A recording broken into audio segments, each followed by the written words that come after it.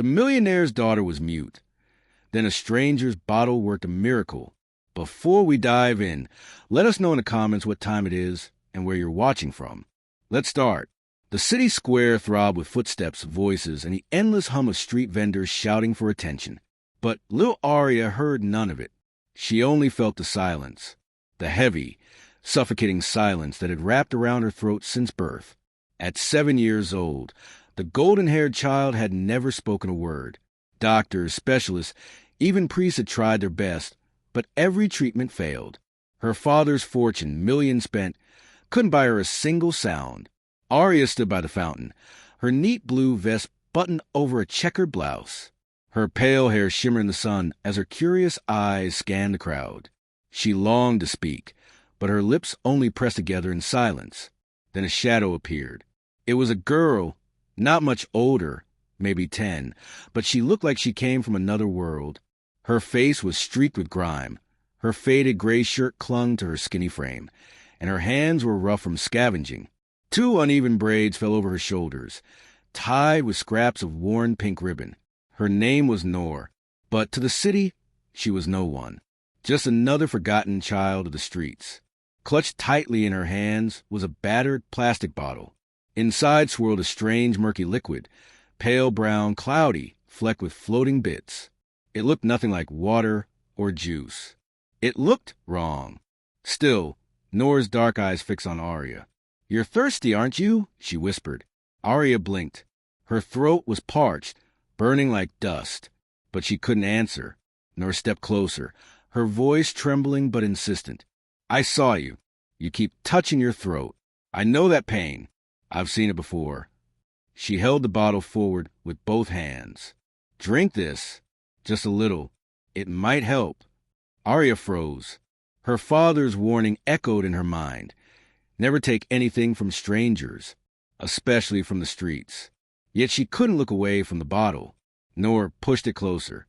"Don't think I'm crazy. My grandmother made this. Before she died, she swore it had power. It's the only thing I kept after she was gone." Aria's small hands twitched at her sides. Her lips parted, but only air escaped. "You can't talk, can you?" Noor whispered, eyes narrowing as realization struck. "That's why you never answer. You're trapped in silence, just like me. They don't hear you either." Aria's chest rose quickly, her secret exposed by a stranger. "Then drink," Noor urged. "What do you have to lose?" A wealthy couple passed by, sneering. "Disgusting." "Feeding her filth," the man muttered. The woman pulled him away, not sparing a glance. Noor's face burned with shame, but she didn't lower the bottle. "See? That's what they think of me. Dirt, trash. But this..." She shook the bottle lightly. "This is all I have. I swear it's not poison. It saved me once. Maybe it'll save you." Aria looked into her eyes. They weren't lying eyes. They were desperate, pleading, almost begging to be believed. Her tiny pale hand reached out, hesitating before wrapping around the sticky plastic. Noor guided it gently toward her lips. "Small sip," Noor warned. "Don't be greedy. Just let it touch your throat." Aria tilted the bottle. The liquid slid onto her tongue, earthy, bitter, strange. She gagged, coughing, tears filling her eyes. "Slow," Noor cried, pulling it back. "Don't spit it out. Let it sit. That's how it works." Aria coughed again, clutching her throat. But she swallowed, and then something stirred. A warmth spread through her chest, tingling up her neck. Her eyes widened. "Yes," Noor breathed, hope flickering in her expression. "That's it. That's how it starts." She spoke quickly, nervously. "I was dying once. Couldn't breathe right. Grandma made me drink this. Next morning, I was better. The doctors gave up, but she knew. She said it was a gift." Aria held the bottle tighter, her body trembling. Something inside her throat pushed, rising like a hidden pressure. For the first time in her life, it felt like words were fighting to break free. Then, step away from her. A thunderous voice shattered the moment. Dorian, her father, stormed across the square. His polished shoes struck hard against the stones, his fists clenched, face red with fury. Noor froze, clutching the bottle like a shield. "I didn't hurt her," she cried. "I swear I didn't." "Silence," Dorian roared. "How dare you touch my daughter with that filth?" The crowd gasped. Onlookers in tailored suits and silk dresses gathered, whispering, pointing. To them, the picture was clear: a homeless girl poisoning a millionaire's child. Arya trembled, torn between a man who had protected her all her life and the girl who had just given her something no one else could. She was thirsty, nor shouted, her voice cracking with desperation. "I saw her. She couldn't say it, but I knew. I gave her what my grandmother gave me. I only wanted to help." Dorian yanked Arya behind him protectively. "Do you realize who she is? What you've done? She could be poisoned." Nora's lip quivered, but she didn't look away. "She's not poisoned. Look at her." He turned to scold his daughter, then froze. Arya's lips trembled. Her small chest heaved. Her throat convulsed as if forcing out a sound for the first time.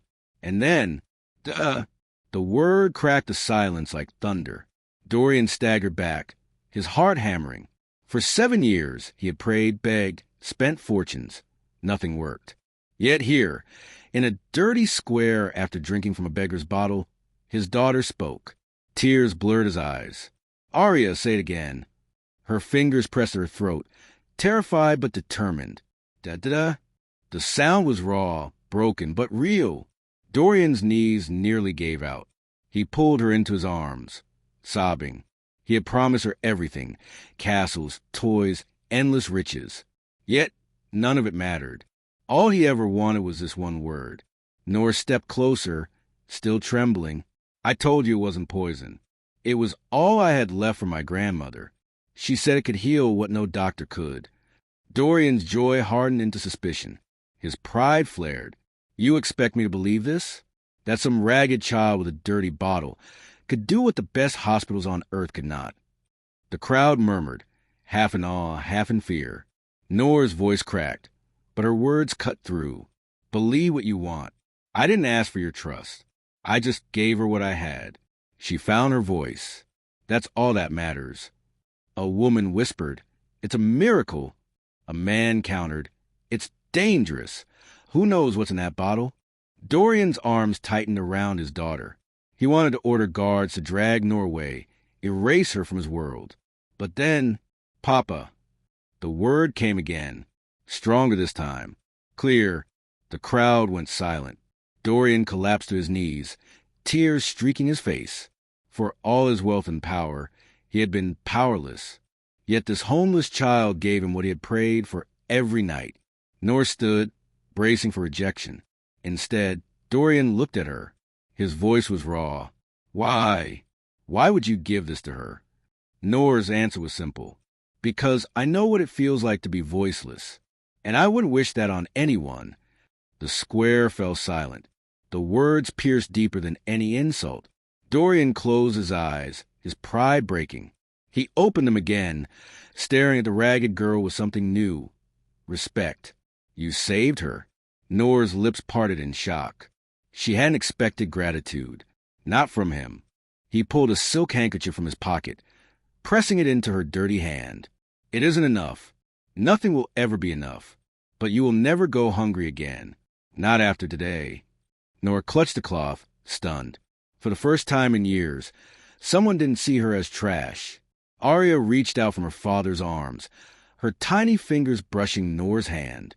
Her lips shaped around a new word, one she had never spoken before: friend. Nora's eyes filled with tears.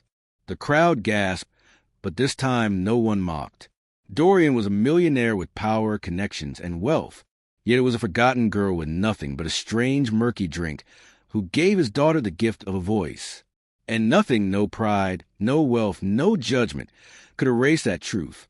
If this story touched you, please like, share, and subscribe for more powerful stories that remind us that miracles can come from the most unexpected places. Tell us below, do you like the story?